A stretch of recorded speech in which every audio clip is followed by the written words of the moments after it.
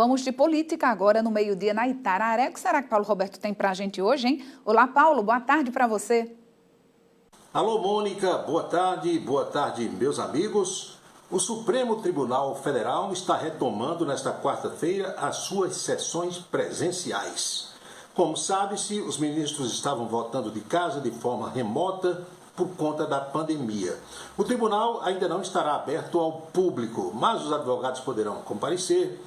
Os servidores do Poder Judiciário, que são indispensáveis às sessões também, de modo que a coisa vai voltando à normalidade.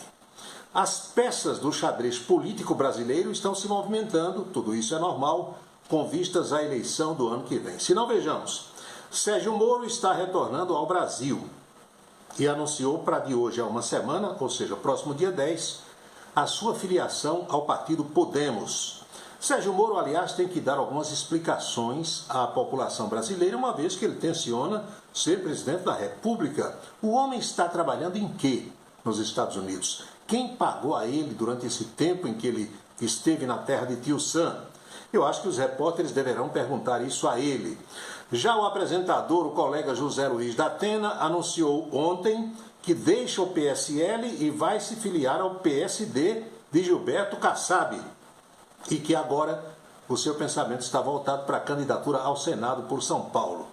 Datena tem certas semelhanças com Celso Russomano. Russomano, toda pesquisa larga na frente e só chega na retaguarda, não decola. Enquanto que Datena, a cada eleição ele diz que é candidato e desiste antes da convenção partidária. Não sabemos se dessa vez vai ser diferente ou não, mas a movimentação está acontecendo nesse sentido.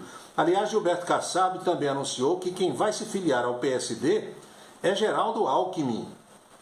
Governou São Paulo por 3 vezes, foi candidato à presidência da República e quer ser governador de São Paulo pela 4ª vez. Segundo Kassab, ele também se filiará ao PSD. Arthur Lira tem uma batata quente para descascar. Ele prometeu para hoje outra tentativa de votação na chamada PEC dos precatórios. É aquela proposta de emenda à Constituição que adia o pagamento de precatórios e possibilita, segundo o governo, o pagamento do Auxílio Brasil no valor de R$ 400.